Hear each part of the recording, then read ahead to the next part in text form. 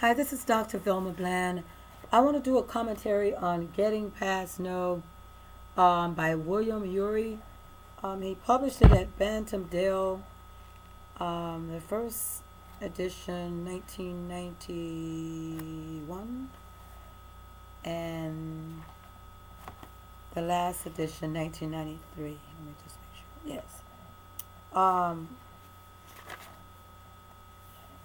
he speaks about getting ready in chapter 1 and breaking through barriers to cooperation.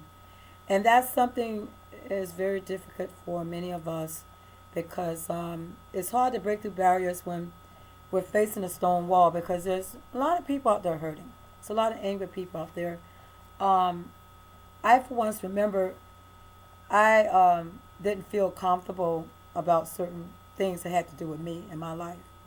And no matter how hard I tried, I was denied, or I couldn't find a job, or I looked around me and people were working that were, in fact, didn't even hold a high school diploma, and they seems to be doing very well with finding work, and it's just when you're told no all the time, it can make a person very angry and very bitter. And so when that happens, is what I would recommend to you as a person who has experienced this most of all of my life. I would say just about 3/4 of my life is I I would say to just make sure that you are not feeling rejected to a point of committing suicide or feeling rejection to a point of going after someone, lashing after someone, because people are doing things now, and I would say some people, because not everyone are connecting with being discouraging for their friends or their neighbors or for their loved ones, and we need encouragement. I mean, no matter what you are, what you do, or what your title is, you need encouragement, and if no one's encouraging you, then that person is not the person for you. We do not need anyone pulling us down, putting all that weight on us, making us feel it as a burden because we're not doing very well. And I mean, I can attest to how you feel because I've one again. I said I had to re-educate myself, and it looked like God confirmed it. Hear the thunder. I had to re-educate myself, and if it had not been for my excellent grades I received, for my hard efforts, I might have been out in the streets, homeless, seeking shelter. Just as soon as I purchased this condo, and just as soon as my husband passed on after I reconciled with him after 16 years. So, what I'm trying to say is, do not be discouraged. Get past no, because we're all facing difficult situations, and these difficult situations we face are problematic, and it may seem to be so difficult until you might feel like you want to hurt somebody, like injure somebody. But you have to stop and stand still, because I'm a true believer in God that He says, if you stand still and wait, that I will give you another city that you will be able to improve in.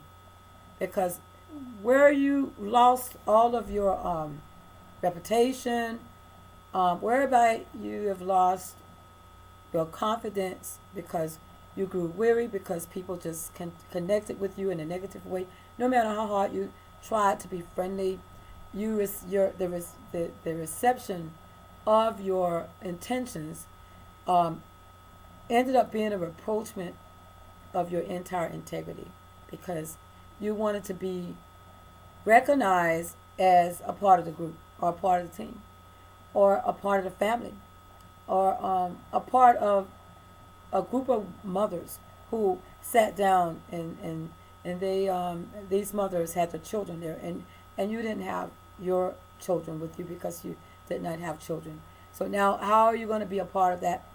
How are you going to fit in? What would you say? And then when you get involved, they want to know. The questions are, why don't you have children? Things like that. So I, for one, I used to be very angry inside, but on the outside, I smiled and I played it off, because That is human organization.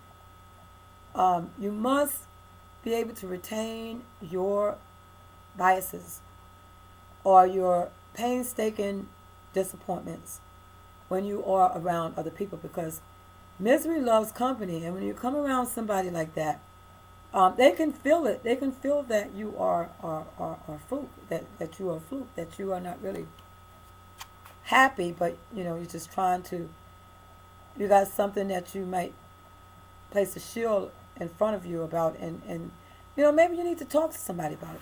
So what I'm saying is that William Ury, the author of this book, director of the Global Negotiation Project at Harvard University, and co-author of the New York bestseller Getting to Yes. Now I have that book as well, because getting to know and getting to yes, the salesmen or saleswomen might recognize this as being creative therapy. You would need to understand how to be creative, how to sell yourself, how to build a report, how to mirror, how to open up a statement whereby it will not be interrogative. Because interrogative pronouns are why, when, how, what, and just when someone just continue to question you about your personal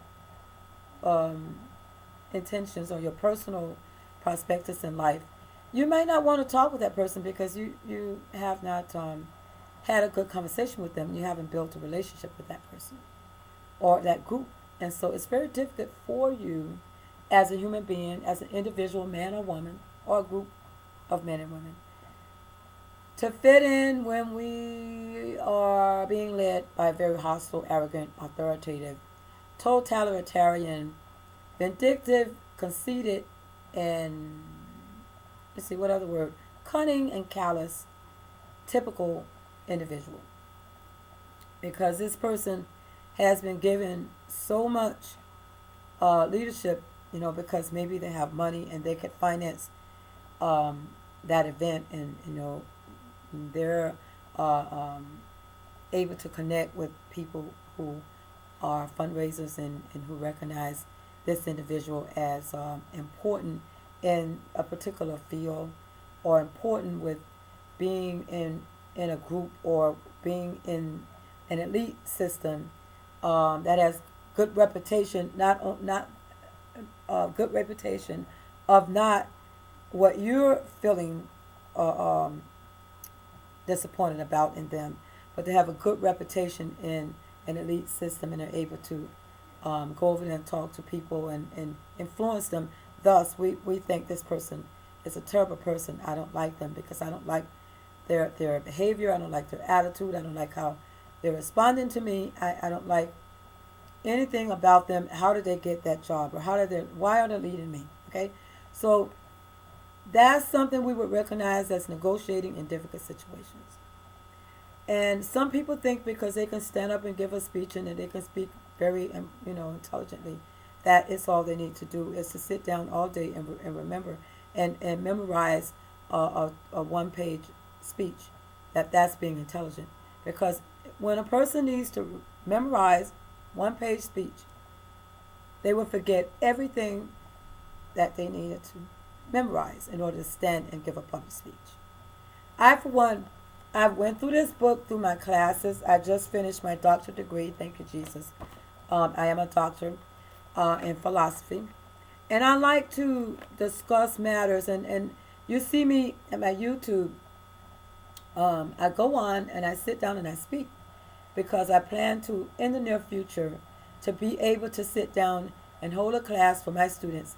And then after I've given my commentary or my lecture, I would need them to listen to the video and give me back some feedback. Give me a literature review, maybe a 5-page literature review on a 1-hour video. And so, and then, this way, I would then tell them that the video will be up for 4 hours. And I will take it down within 4 hours. And then this way, I'm sure that if they did not get to that video, then you felt that particular discussion class. And you could lose anywhere from 5 to 10 points. because you need 100 points for maybe a 10 to 12 week schedule. So that's the way I would instruct the class, because I'm, for one, I don't like to speak and no one's listening to me and making me feel as though I'm not speaking about anything important. When I have taken all my precious time and put all of my energy into something that's very interesting and inspiring for, I think that the next person that I believe might need to read this book, it might help them. Because I used to, as a very young woman, maybe 18 years old, very young, have a problem with getting past no. And that's rejection. And it's not really difficult to get past no. It's just you think that you're pretty, or you think that you're this, and you think that you're this, and you think that you're that, right? And then one day a guy tells you no. Because everyone had been in your past approaching you and spoiling you and giving you all the attention, and all of a sudden one day one guy doesn't pay you any attention.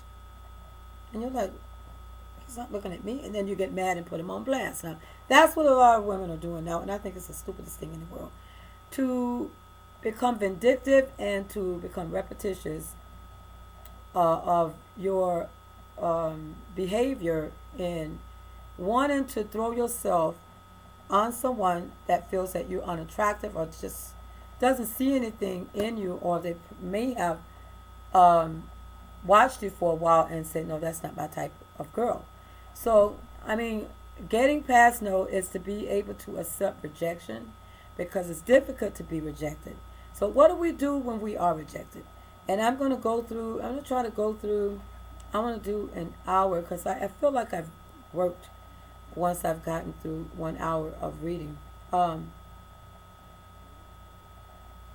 William Ury, he did indicate some metaphors in here, the author, and I'm just going to read them out.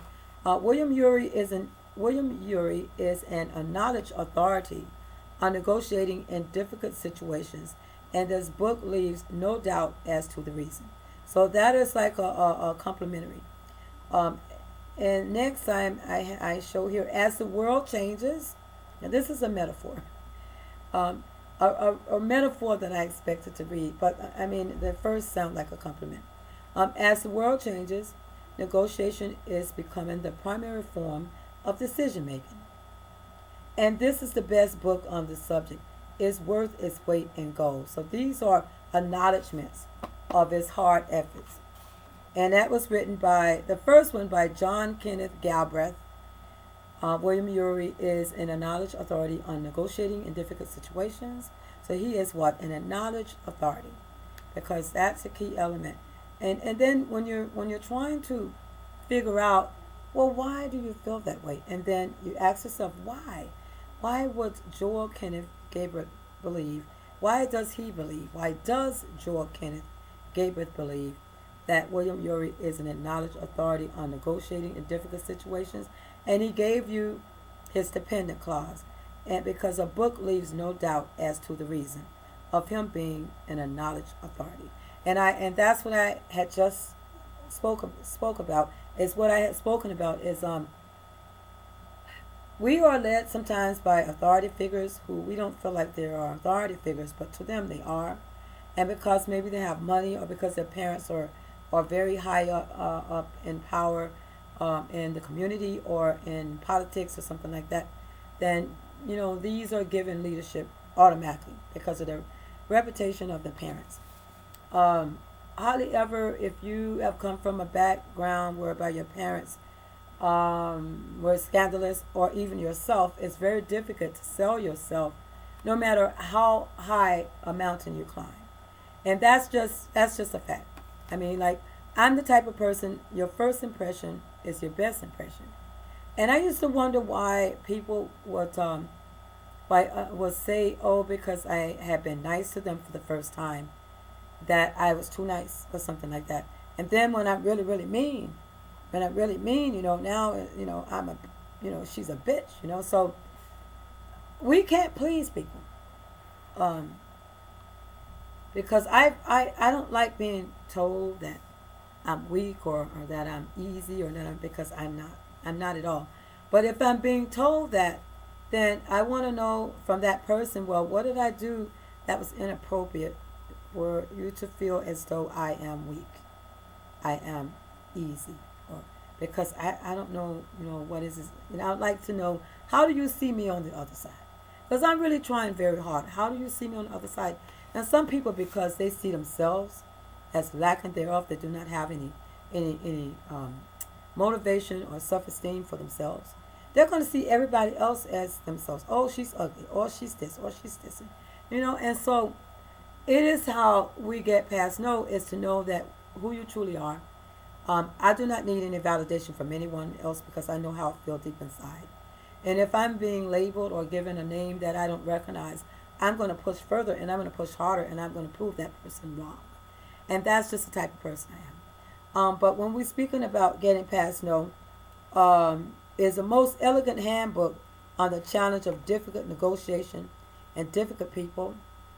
No negotiation will ever be too tough again. Because if you did not negotiate and if you did not reason, then you're seems to be inhuman, because we need to know that a rewarding end is to be able to see the other person's sidings. Now, most people who are in authority or power figures, they're used to being accepted. Whatever their ideas are, no matter if it seems like it's a bunch of crap to you, you're supposed to accept it. But unfortunate for you, when there's something that you have to table and you want them to listen or second their emotion on it, they're talking and they're turning their head and they're not paying attention. So I like to be heard. I'm the type of person, I like to be heard. I don't like to sit there before a group and I'm not getting my point across, because now you're building a conflict for me that is unnecessary. So therefore, I'm seeing that person as being unreasonable, or they're not a team player. Because when we're grouping, it's very important as a group to first introduce yourself and what are your background, what are your strengths first. And then you tell them what your strengths are, and then give them the amount of years that you have led, or amount of years that you have proven your track record has been proven by da da da. And then in the end you says, well, however, I may be weak in this area, and I'm looking forward to meeting that person to be my buddy in the team who are strong in that area. And if I have something that you might want to help me with, and you notice it from a different buddy group, let me know. And I'm open for constructive criticism.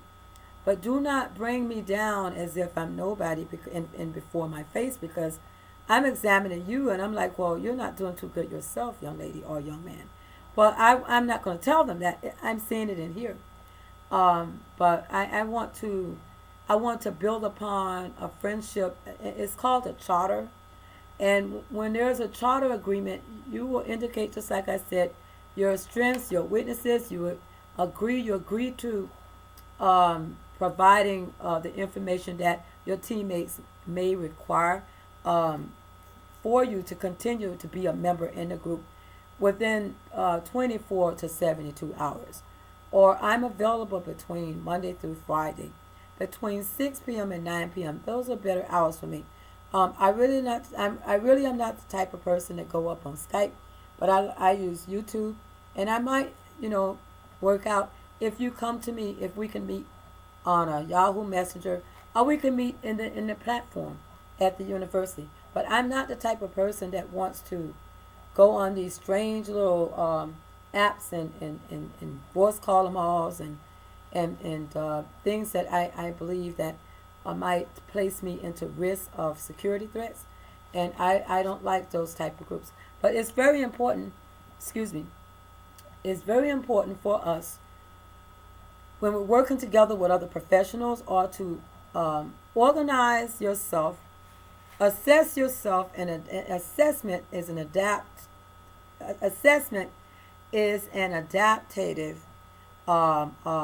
desire that everybody might feel that they might need, but they're not going to tell you. Okay, when you're adaptive, you are not maladaptive. A maladaptive is when you are dysfunctional, you are counterproductive, and you need to build upon some coaching and some counseling and things like that. But when you are adaptive, that means that your human organization from childhood, your mother raised you, your parents raised you, your mother and father, or even your grandmother babysat you and she taught you things that from your own customs and your background, and that when you were before a particular authority figure, you will conduct yourself as a civil human being.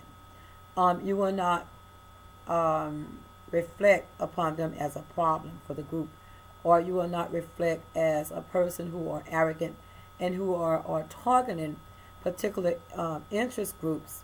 But when you get there, you are lagging, and then they have to run after you and wait for you to hand in your standpoint, to hand in your review of what we've spoken about. And that's just something, it's just a normal thing. Some people are just not normal.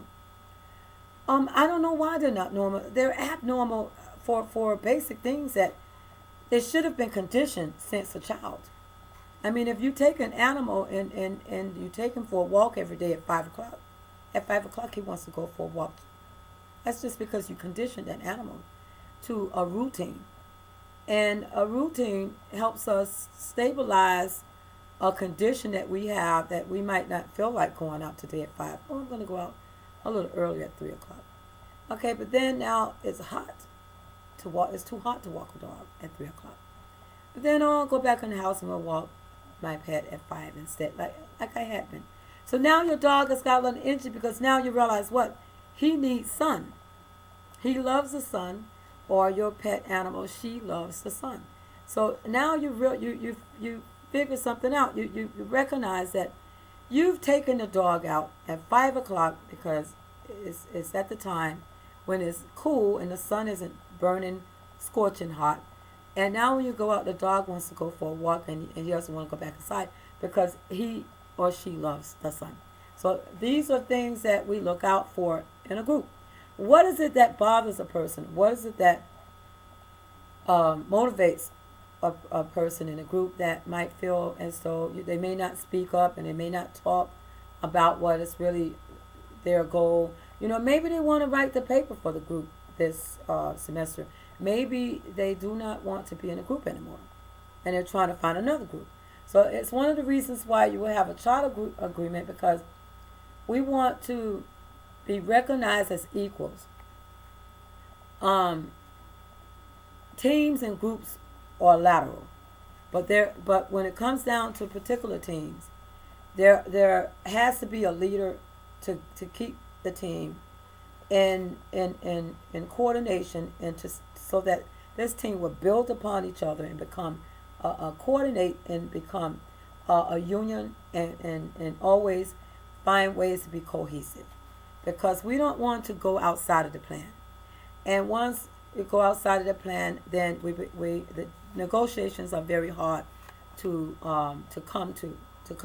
build upon, to agree. Your agreements are not able to become applicable to your plan. And you know, there's a scope, there's an action plan.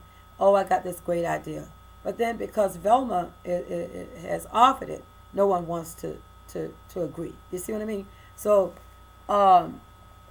it's very difficult, and it could be a very good idea, but some people are just they're introverted when it comes down to Velma, but when it comes down to their ideas and their creations, I'm very competitive in all that I do, but I'm open minded. So when I'm open minded, I will sit there and give you your time, give you your floor to stand upon and express to me and show me an overview of what you're doing.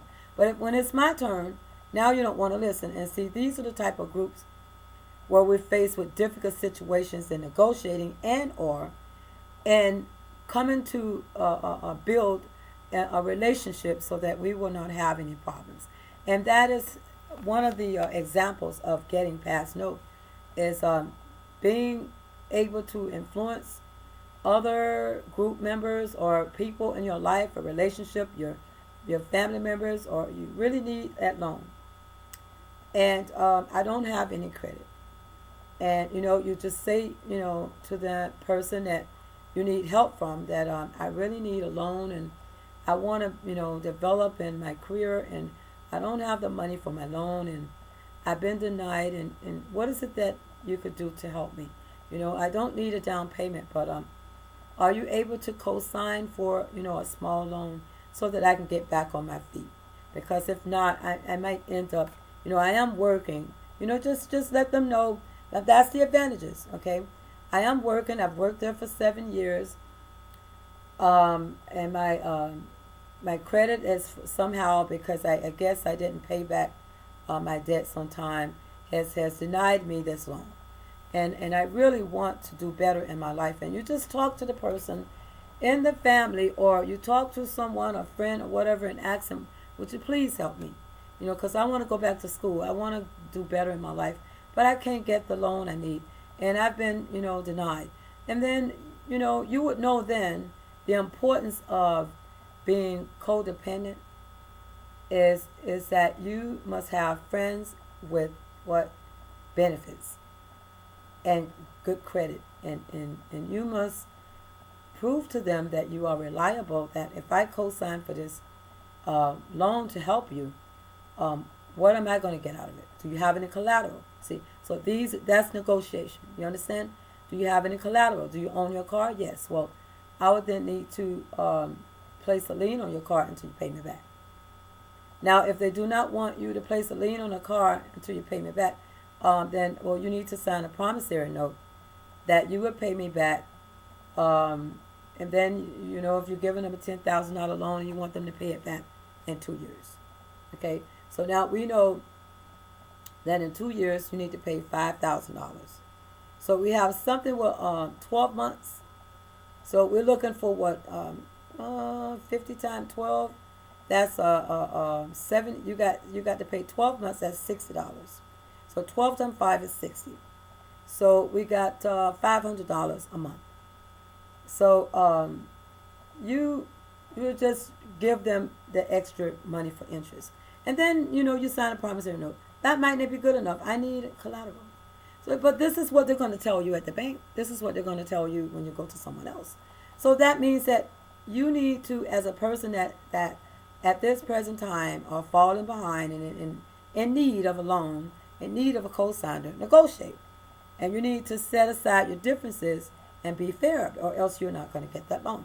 And that's something that I'm just sharing with you, because people lose friends because they do not pay their bills or pay their loans back that they owe out to their friends. And so that's one of the difficult situations we will face in having to have someone place a lien on your car until you pay back that money that you borrowed from them, $10,000. And it's just common sense. Next, Getting Past No is the most elegant handbook on the challenge of difficult negotiation and difficult people. No negotiation will ever be too tough again, because there will not be a negotiation. Leonard A. Lauder, president, because it's challenging it's challenging to negotiate with difficult people, and difficult people might not agree with, no matter what you have, that will be good for everyone, for the betterment of everyone. So now, no negotiation will ever be too tough again, because you would either have not negotiated, or you would either have experienced that experience with this person that strengthened you and made the challenge, you met the challenge, and you overcame that challenge, and now you have an agreement or a new client. Bill Urey has a remarkable ability to get to the heart of a dispute and find simple but innovative ways to resolve it. So Bill Urey has a remarkable ability to get to the heart of a dispute and find simple but innovative ways to resolve it. Now, and that was by President Jimmy Carter. But he's just saying his ability, he has a remarkable ability to get to the heart of the dispute, get to the core of the problem, the condition, because we want to make it it's like a simplicity of being innovative. You have like this gut feeling that you want to resolve something, and you think that, maybe I need to try to find a way to build on an agenda with this person so that we can make amends to what the problems are, because I really don't know what the problem is. You know, I for one, I get so tired of saying, "Oh, they discriminated against me." Um, but what is it? What is the problem of getting past no problems? Might be that you may need to sit in front of the mirror and practice just some facial muscles and look at yourself, and like I do here on the video. I've spoken about topics and discuss what I've found to be an interesting topic to share with you, I go and I listen to the entire video. And sometimes I find myself laughing at myself. I'm like, well, what? I didn't know I was that funny. But um, it's just that it's time to stop the combative behavior when it's a simple agreement. 1 + 1 = 2. Next, Getting Past No was awarded the book prize of the Center for Public Resources for Excellence and Innovation. So that was one of um, the awarding renditions of the novel he's written, William Ury, in Getting Past No. And again, Getting Past No is similar to Getting Past Yes. Because sometimes we may get past yes, but then agreements, something happened, you might lose your job about 3 months later, or you might divorce, after someone said I do. So that's getting past yes. But there's many scenarios that connects with it. Okay, I'm going to go ahead and read. I will do chapter 1. There are 15 pages. I don't know if I can do it in 37 and something minutes. Breaking through barriers to cooperation. So let me see. Can I find this? An author's note. I'm not going to go to author's note, but I have used this book for writing papers in my former classes at the university.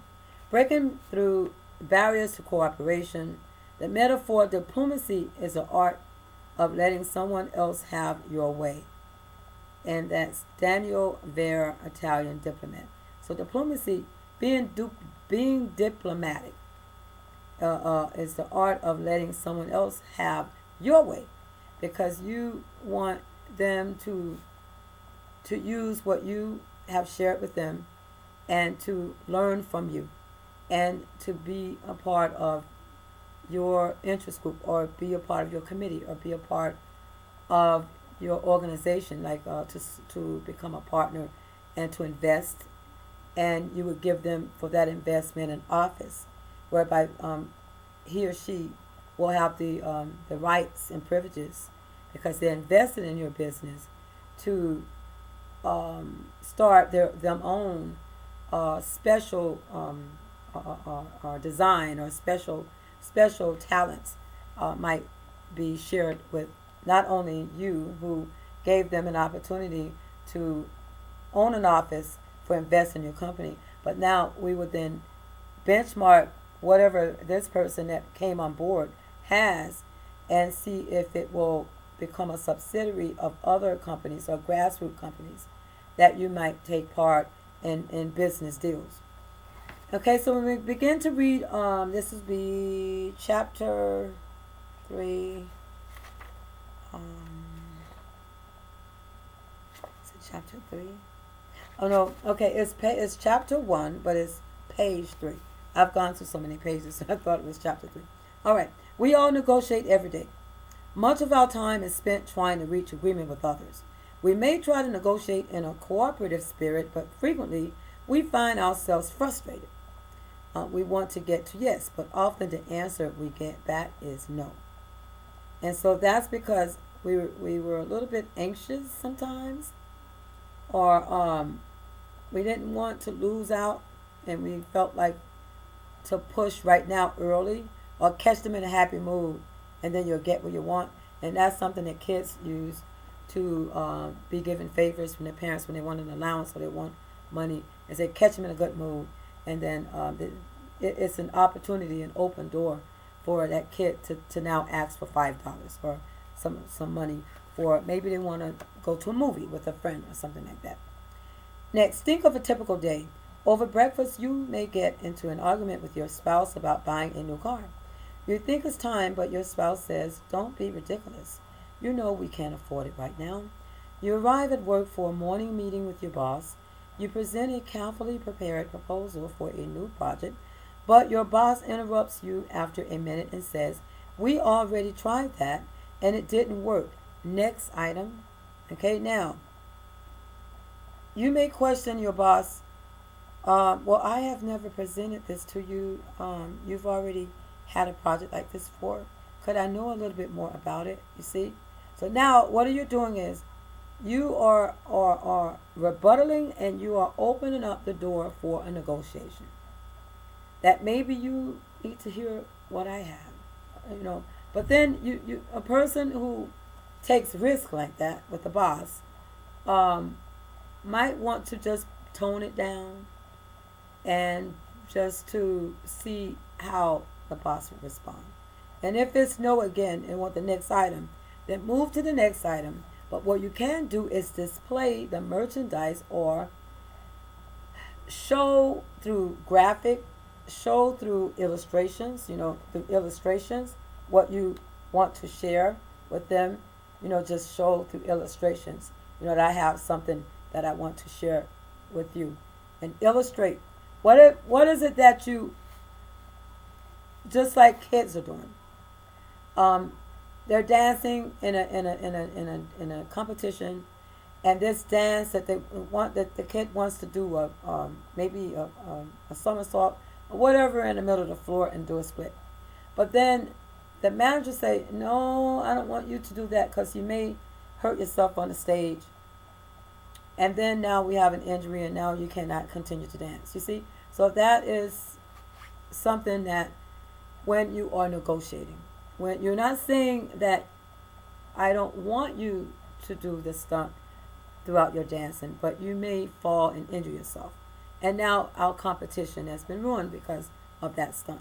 So then, explain it to that person a little bit more further, so that it would not sound as though you are denying that stunt, or you're saying, "No, I don't want you to ever do that stunt." But you need practice, and we're not in a position right now. We're in competition. If you are entertaining an audience and it's not a competition, then before you would, do that stunt, we need to make sure that that the floor is dry and that it's not slippery or sweaty, and that you will not slide and hurt yourself. So it's still, you're taking risks, no matter what, you're taking risks. Next, during your lunch hour, you try to return a defective toaster oven, but the salesperson refuses to refund your money because you don't have the sales slip. It's store policy. Now, when there's no sales slip, it's store policy. Nowadays, you need the cash really bad, and they're giving you a credit, but there's no food in there, or there's no gas in there. So that's what's going on, and that's one of the reasons why I do not throw away any of my receipts. Next, in the afternoon, you bring an already agreed upon contract to a client for his signature. You have trumpeted the deal to your associates and made the necessary arrangements with manufacturing. But your client tells you, "I'm sorry, my boss refuses to okay the purchase unless you give us a 15% discount." So what they're saying is that's like blackmail, sort of. But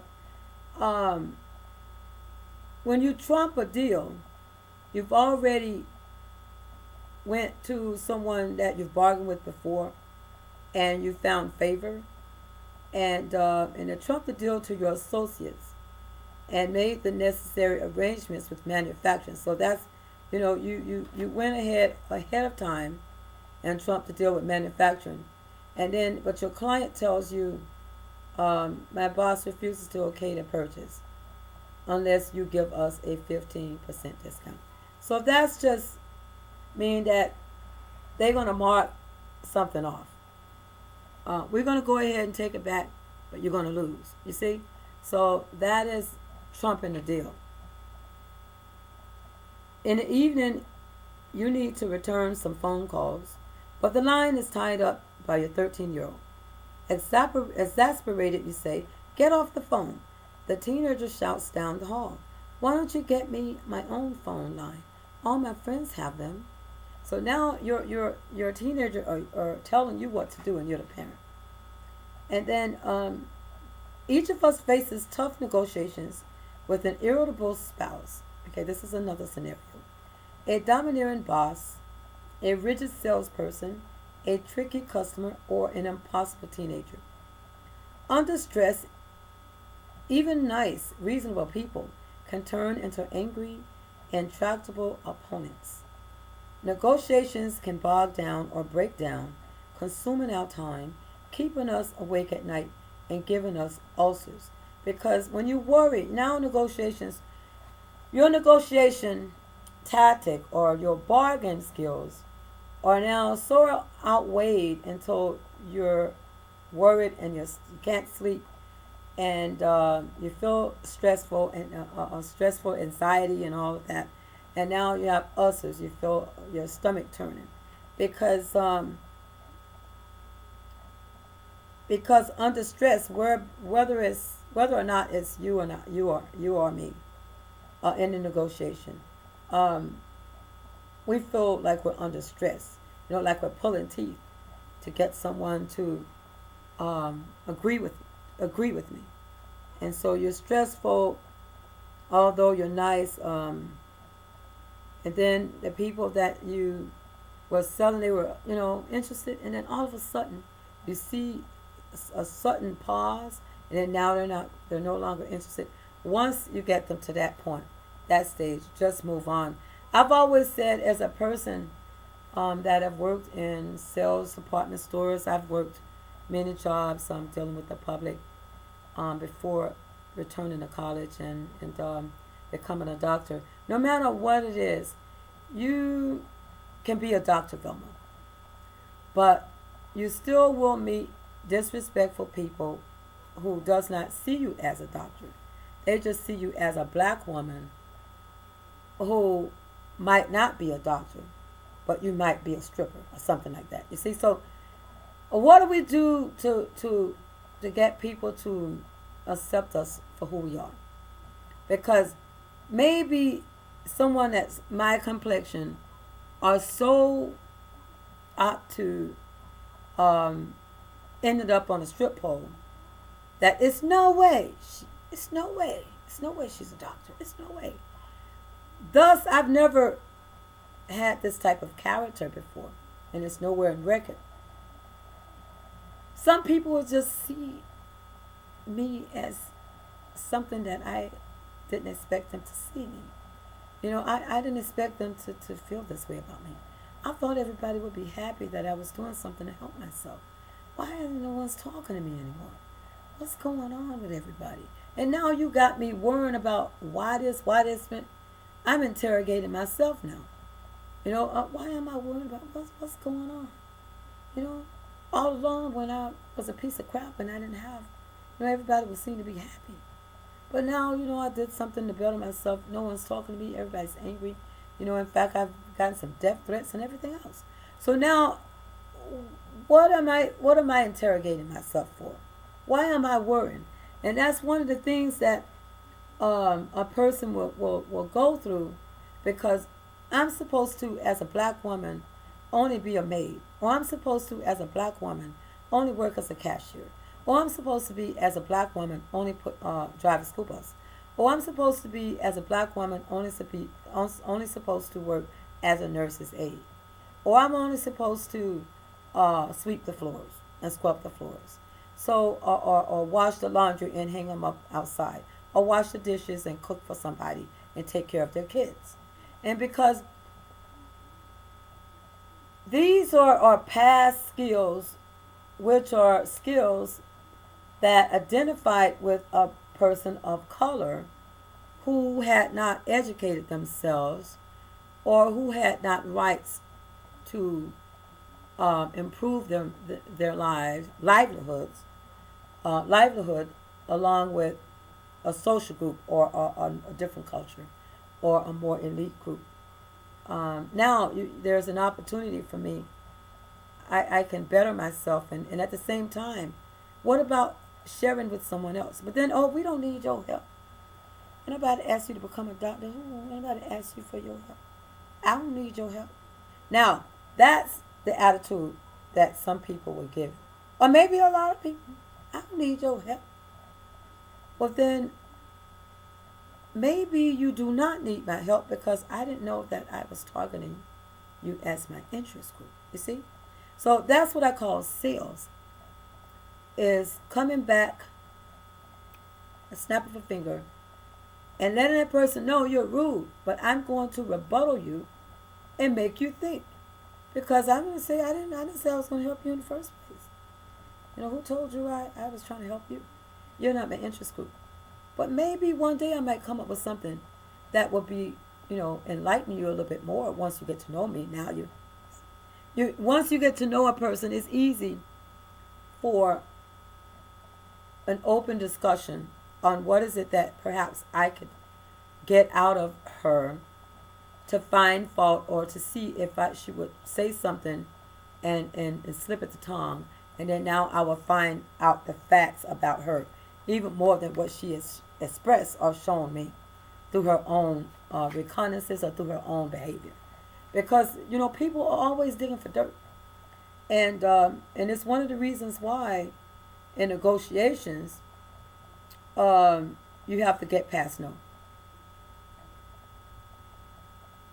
Okay, next. Broadly defined, negotiation is a process of back and forth communication aimed at reaching agreement with others when some of your interests are shared and some are opposed. Negotiation is not limited to the activity of formally sitting around a table discussing a contentious issue. It is the informal activity you engage in whenever you try to get something you want from another person. So therefore, when it's broadly defined, because sometimes things are too broad, that's when a funnel has too much information up here and the bottom is nothing falling out of there. So now we need to decipher what is stopping that flow. And when we do that, what is stopping that flow? We got one person over there making everybody disagree with me when I'm ready to move forth and get this ball rolling. Why is it that one person? So now we're placed in a situation where the team or the group or the project that I thought will be approved, that proposal I submitted will be accepted, is in jeopardy now because that one person. Why did I call that? I know that I should have never invited her here. I should have. No, I thought she was gonna, be fair. But sometimes people are unfair, and it's because it's their nature. They don't see any fault finding in them being rude at all. It's like, you can't disagree with me because I got everybody turned against you. Next, think for a moment about how you make important decisions in your life. How do you make important decisions in your life? How? You have to think about the risk. Because you, as an individual, adult, or even a child, would know better, not to touch that fire, but sooner or later they're going to go and try to touch it, just test it to see if it's going to burn me now. That's just, it's normal, it's curiosity. So you think for a moment about how you make important decisions in your life. And the decisions that have the greatest impact. You're going to think about the decisions that has the greatest impact on your performance at work and your satisfaction at home. What pleases me? Am I satisfied with where I live? Maybe if I clean up and get things in order, I'll feel better about today. My mood will develop into a more positive mood. if I would just clean up and wash the dishes and make the place a little bit more orderly. How many of those decisions can you make unilaterally? And how many do you have to reach with others through negotiation? And that was unilaterally. It's when I decide, well, I need to clean up because I don't feel good, but I'm going to clean up. And then when you get done cleaning up, straighten things up and putting in order and organizing and throwing things that you don't need, now you're so tired. Now I'm so tired. I'm so sleepy. So that's one of the things we experience when you try to make things better for you unilaterally. And then in order for you to reach, negotiate with others, sometimes when they come and they see your house might be a pigsty or a little bit, and you're living in squalor, then it's hard for you to get someone to come over to your home and eat. And we all know those people. But, that's just how people will be. It's their decision making, and when you're making your decision making, sometimes you do not want to be as rude as they have been to you, but then when you are rude to them back, now it's a war. So that's where we come to getting past no, negotiating in difficult situations, because people are unfair. They're closed mind.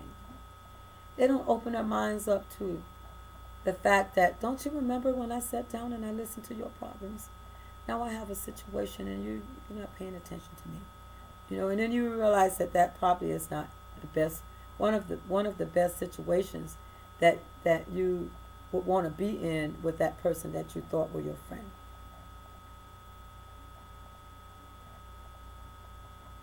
Next, most people I ask this question answer, I have to negotiate almost all of them. Negotiation is the preeminent form of decision making in personal and professional life. You see, so your professional life impact your personal life at home. When you reach home to from work and you want to speak with your spouses about your day, and you may have something negative to say, and I don't want to hear that, baby. I don't want to. Okay, so now you realize that leave the workplace at work, because now you're bringing it home, and if you push it on him or on her, now you might end up just causing yourself a divorce. I mean, it's just these people want a divorce now. You just snap your finger like that, and they don't want to be married anymore. So you have to be really careful now with things that you bring home to your spouses, because they wanted a divorce anyway. So they're trying to find something to divorce you with. It is also increasingly the most important means of making decisions in the public arena. Even if we aren't personally sitting at the table, our lives are affected by the outcome of negotiations. When talks between the school board and teachers union break down and the teachers go on strike, our children end up staying home from school. When negotiations between our business and a potential purchaser fall through and the business goes bankrupt, we may lose our jobs. When discussions between our government and its adversaries come to naught, the result may be war, and some negotiations shape our lives. And that's just the main point. Now, what are your goals when you negotiate? Because adversaries and the declarations of war sometimes are posed as imposed upon other nations, when the other nations are peace building nations. That we here in the United States, we're always talking about peace building and counterterrorism, finding ways to build alliances, because we want to peace build, because no one really wants to go to war. But we have some nations out there that they don't care. They're all about war. They don't care because we don't like you, And so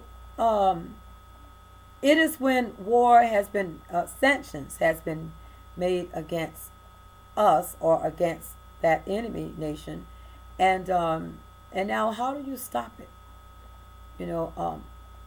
How do you stop it? You might have to show off a little bit of you got a little strong nuclear bomb come over there and hit a few houses, a few buildings, and now that will stop it, because now they're going, wow, that's powerful. We do not have the same powerful weapons as this nation, so now that will stop it, because you had an airstrike came in And now we understand that, okay, I get it now. I understand now.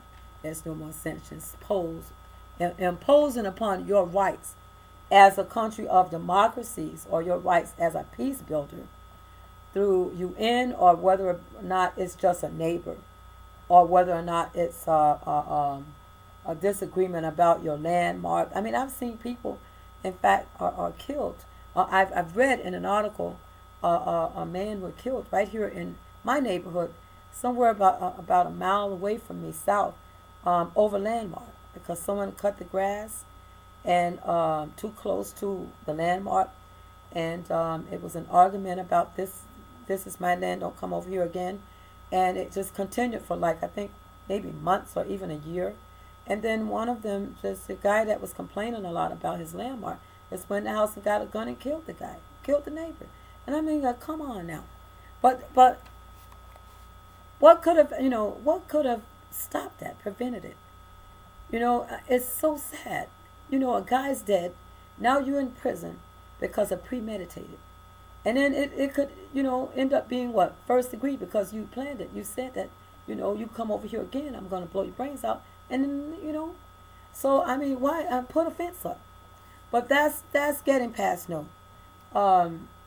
Next, let's see. I'm probably not going to make it an hour. I'll have to come back. But next, in the afternoon, you bring an already agreed upon contract to a client for his signature. Okay, that's the one I've read. And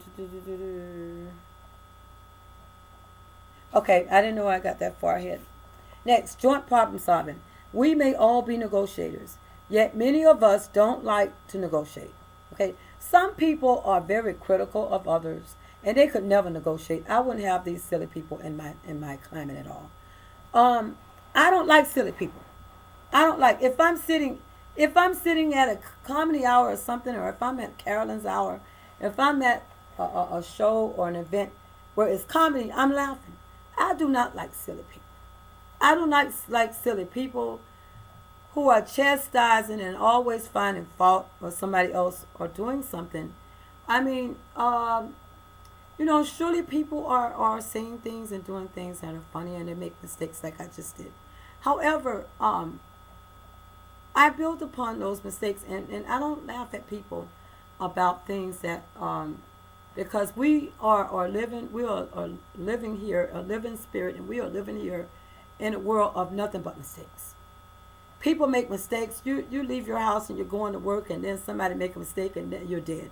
So I don't laugh at mistakes, because you leave room for error. Like, I got these pencils here, and I made sure that I purchased a pencil sharpener, because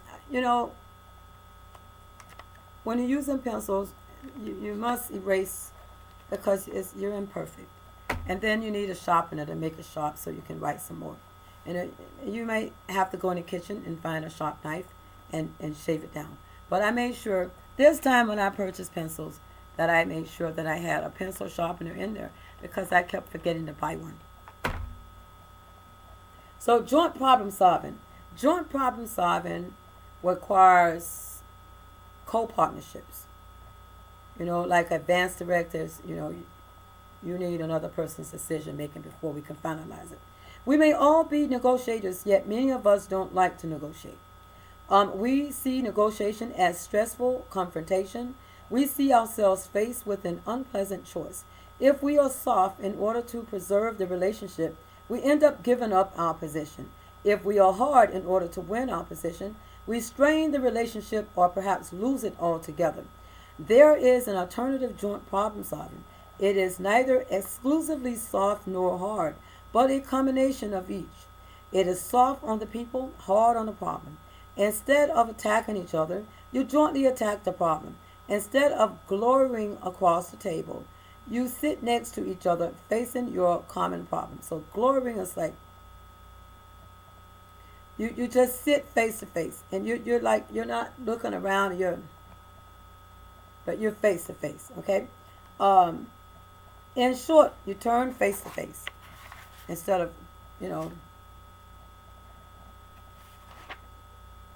All right, so you turn face to face, your face to face confrontation into side by side problem solving. This is the kind of negotiation Roger Fisher and I, as in Yuri, described more than a decade ago in our book, Getting to Yes. Now I'm going to repeat that. There is an alternative joint problem solving. It is neither exclusively soft nor hard, but a combination of each. It is soft on the people and hard on the problem. Okay, so that's the joint problem solving. Instead of attacking each other, you jointly attack the problem. It's somewhat like do not attack the writer or do not kill the author, because when you're doing a book review, you would ask for permission to review the book by contacting an author and let them know that I would like to review your book. I understand from friends that they have read the entire book, and I would like to review it and just give you some comments on it. Is it okay? And then you ask permission if I could share the book. And many authors do not like you to use their books at all, but as long as you are sharing that it's their book and you're giving them credit. Right now I'm doing a commentary on the book, but to just write and review the whole book without the author's permission, you cannot do that, because then you're like co-authoring a book without permission, and that's what I would call as a book review. As a review your book because I heard it's a good book. I like to review it and see what I think about it. Is it okay? And you ask for permission. So there is you begin by identifying each other's side, right? So when you are sitting next to each other, it's not good to like look around, right? It's better to negotiate face to face. Is what he's saying. Fisher and Yuri are saying. Joint problem solving revolves around interests instead of positions. You begin by identifying each side's interests, the concerns, needs, fears, and desires that underlie and motivate your opposing positions. You then explore different options for meeting those interests. Your goal is to reach a mutually satisfactory agreement in an efficient and amicable fashion. And if you are looking for a promotion and raise, for example, and your boss says there's no money in the budget, the negotiation doesn't stop there. It becomes an exercise in joint problem solving. Your boss inquires about your interests, which may be to pay your children's tuition and to grow in your job. You brainstorm together about how to satisfy these interests while staying within the budget. You may end up agreeing on a new set of responsibilities, a tuition loan from the company, and the promise of a raise next year to pay back the loan. Your basic interests are satisfied. So are your employers. And one thing I would highly recommend you not to do: never negotiate sex with your boss in order to, if your boss doesn't have the money to offer a raise, never negotiate sex with your boss. And it's something that I hear are going on right now where women are getting hired, and I don't know how they're getting hired by offering sex. Maybe we can negotiate. You know, if the interviewer is saying to you the opposite sex, well, I have other people that I have arranged appointments with today, and we will be giving you if you meet all qualifications and if your references check out, we will be giving you a call for a second interview within 3 to 5 business days. Now, that is to let you know that I'm interested in you, but I have more people to interview, because I might find someone that I might want to hire today, right away. You see, and that's one of the reasons why you're told that. But never negotiate sex during the interview. I don't know. I've heard women are doing it now because they're desperate, but I have never had to do that. I just don't. I think it will put you in a awkward situation, and I wouldn't recommend it at all. Last, joint problem solving can generate better results for both sides. It saves time and energy by cutting out the posturing, and it usually leads to better working relationships and to mutual benefit in the future. And the next section heading We speak about the joint problem solving, people sitting side by side, and that's to go over it again, facing the problem, okay, um, reaching a mutually satisfactory agreement. Next, barriers to communication, your reaction and their emotion. You see, and I spoke about how I don't like people um, joking around with me. You could joke with me, it's fine. I like joke. Oh, you joke, joke, joke, but not don't poke me every day. No, joke every day. I don't like every day, joke, joke, joke, because I don't know. I've been serious. I'm serious because I've ran across people who are serious as well, and they do not show. They're not relaxed, and I tend to make people a little tense. I don't know why, but I'm working on it because I want you to be relaxed around me. I don't want people to feel like, no, she's a doctor now. I don't know. I want you to act this. I want my friends, those who are still my friends, to behave the same way you have always behaved. But do not do something that will disrespect me when I didn't provoke it. You know what I mean? So that's just basically all I require of you. Barriers to cooperation, their position. Like I just spoken, their position, you're a power figure. You're the leader with the money. You invested the company, and I've been called in as an auditor, and I've been called in to do to be a consultant or to offer advice, things like that. Their dissatisfaction and their power. Okay, so you might be, and I spoke about that too. You may be dissatisfied with your leader, but your leader is very powerful. And those are the type of leaders that I never want to come across. But when you do come across leaders who are dissatisfying, they seem like they do not know very much about what they're talking about, and they haven't really done all the checks and balances, and they haven't taken inventory. But they're speaking about something that you are qualified and you understand is inaccurate what they're talking about. Do not interrupt them. You just write it down, and then just follow up on other articles, and then when you meet with them to negotiate, then you will go, well, I want to cover something that we spoke about before. I just want to see what you think about it, because they are your leader or their power. According to and what do you think about it? And then that's what we call is we look into a person, we're reflecting on what you have given us. Now we're mirroring on it, is we're putting ourselves in your position, and then we're building rapport. Now we're trying to get you now to agree with me, because you're so powerful until you never agree with me on anything. And then when we find someone else that has a different resolution than you had that I felt dissatisfied about, now let's see if we can bring you down to your size without you feeling dispowered or feeling disassembled in that discussion. Next, breakthrough negotiation. Go to the balcony, step to their side, like I just did. Go to the balcony, go up, and step to the side of them. You don't get in front of them. Reframe. That's what I just did. You are average looking. That's a reframe. You're average looking. Because some people say, I'm so ugly, I don't like myself.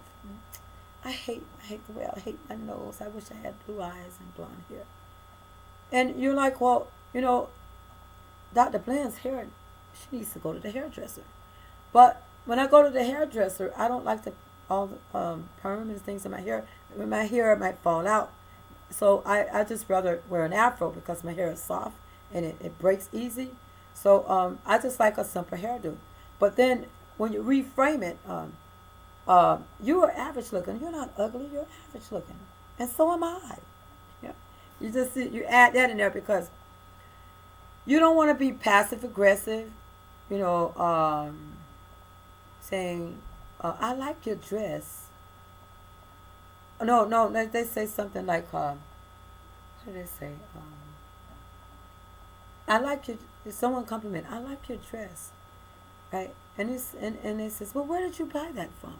Okay, now that's interrogative. I don't like that. You like my dress? Thank you, and I'm leaving. And that's something that whether or not you know it, you're not supposed to do in the workplace. That's a new rule. Okay, so next, 5 barriers to cooperation. We got 1 hour and 9 minutes. I'm going to go through page 9 and then I'm going to stop. And I'll come back and do another video. I may not come back and caption the video tonight, because it seems like sometimes I have to just sit down and relax, drink some water, eat something, and just think what I want to say, and then I come back. But I usually pick my books up and I just talk. I don't ever read before I come on the video, because I want it to be flawless. And if I make a mistake, like I've done, I lost my self on the page, then I just move on. But I recognize that, don't do that again. Stay focused. So that's something that when you are talking in a video and your audience, you're unsure who's watching you. You look, oh gee, I only got 5 views. My goodness. I'm not trying to make any money. I'm practicing, and I'm hoping that people will accept me for my hard work and what my interests are, and that perhaps one day that I would be able to build a committee to come with me, to join me as a group or as a partner, to invest with me in a business, so we will all equally share the business and work one-on-one with what we have, that are our own talents. 5 barriers to cooperation. Skeptics are quick to point out that all of this is easy to say but hard to do. The principles of joint problem solving, they say, are like marriage vows of mutual support and fidelity. Okay, so being honest, loyal to your husband or wife. They no doubt produce more satisfying relationships, but they are hard to apply in the real world of stresses and strains, temptations and tempests. At the start, you may try to get your opponent to tackle the problem jointly, but instead you may find yourselves in a face-to-face confrontation. It is all too easy to get drawn into a ferocious emotional battle, to fall back into the familiar routine of adopting rigid positions, or to let the other side take advantage of you. And so this is what we call yes people. They do not ever have their own ideas. They never hold anything about, that they could give, bring to the table. It's always agreeing with everything, and they just sit there. They just agree. So that is a person that you want to pull to the group. Find a way to get them to speak and give, the group something that we can go on about what they think that we should do. Because just yes, I agree. We want someone that can think.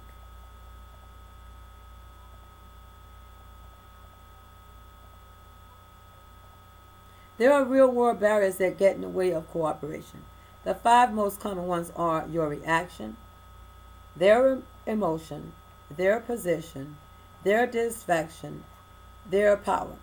Again, your reaction, their emotion, their position, their dissatisfaction, their power. And I just gone over that with you earlier. The breakthrough strategy. This book lays out a 5-step strategy for breaking through each of these 5 barriers. The strategy of breakthrough negotiation. An analogy from sailing will help explain this strategy. In sailing, you rarely, if ever, get to your destination by heading straight for it.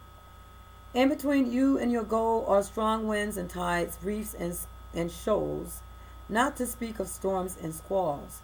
To get where you want to go, you need to tack, to zigzag your way toward your destination. The same is true in the world of negotiation. Your desired destination is a mutually satisfactory agreement, the direct route, focusing first on interests and then developing options that satisfy those interests, seems straightforward and easy.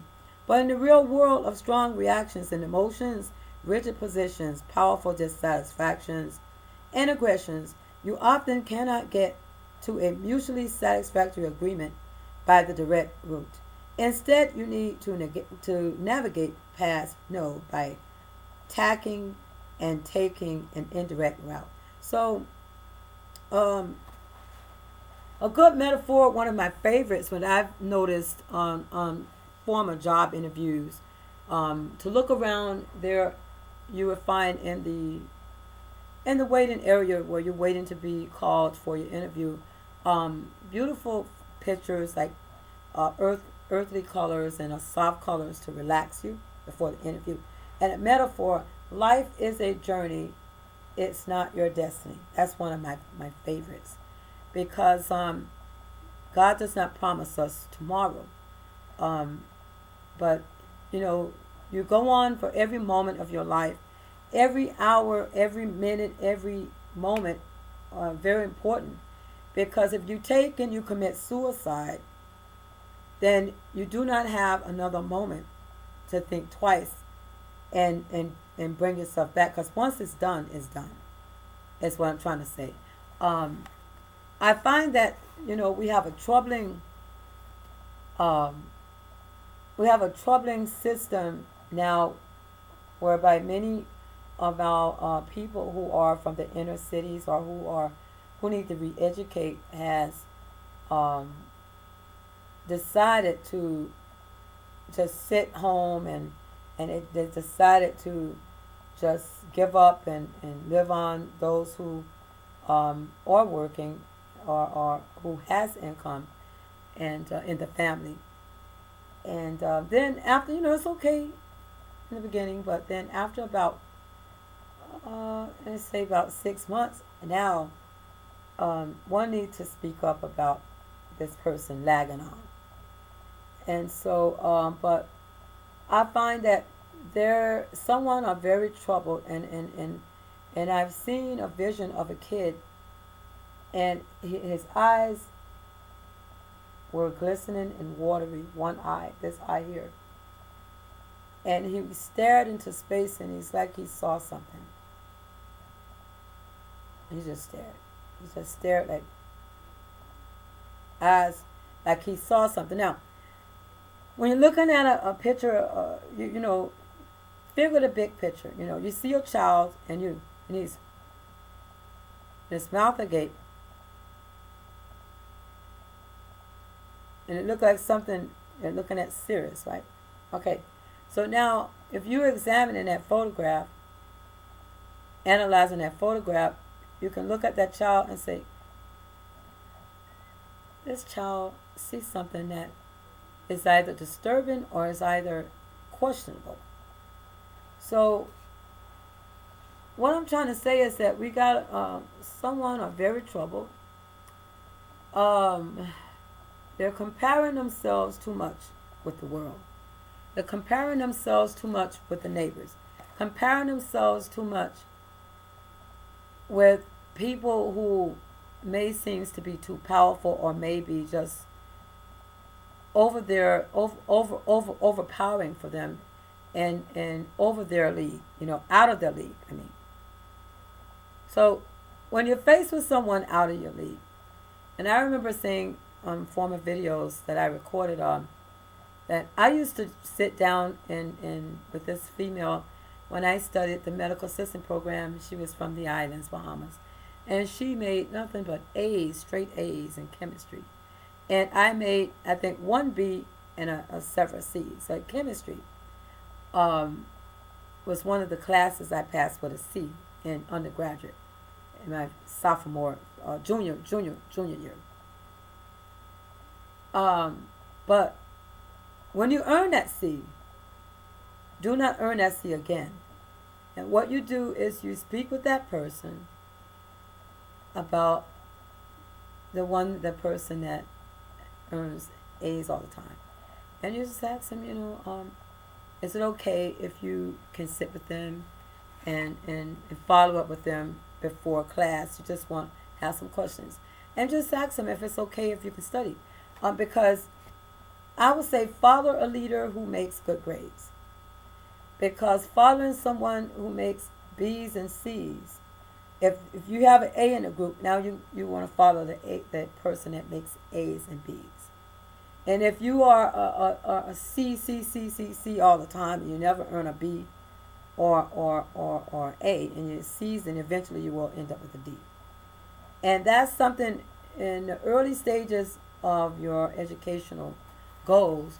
You want to, earn a college degree, or you want a certificate so you can take a trade and start working, earning a pretty decent salary. Because no one wants to make $7 an hour. You want to make about $15 as a starter, if you earned a trade. But then it's very difficult when you are hearing somebody always wailing and bickering, and they're always angry, and they're yelling and they're screaming in their terrible, terrible ways that they're describing their cause for yelling and screaming. It doesn't make any sense to you. It seems like it's a very narrow reason for someone to feel so awful. Well, these are the type of people that I wish I could help, but I can't, because as a psychologist, I cannot help anyone that are extreme, considering a crisis that they're experiencing, that they're not talking about it reasonably to help, so that the other person can help them deal with it and cope with it, and maybe get counseling for it. But I don't want to counsel anyone who are yelling and crying and screaming and cursing, and they do not have any sorts of ways to they do not have any self-conscious about any self-actualization, or subconscious about what is it that will help you. They don't want any help, because these are the people who feed off negaholism. They need to be negative to be happy. They need to pick on people to be happy. They need to talk about people to be happy. They need to go and punch on people to be happy, because it's just their way of life. But a storm never lasts forever. And I mean, why build your life with a storm when a storm comes by at the time of a hurricane season? If God just left that storm, Hurricane Andrew, here, and he never moved it, that would describe the person that I'm hearing every day for over the past 2 years. Thank you very much. I'm going to come back and continue. I stopped on page 10 if you have the book. And I'm going to go through it, because when I'm doing a commentary on books that I've chosen from my classes, these were selective reading from my former professors, doctors.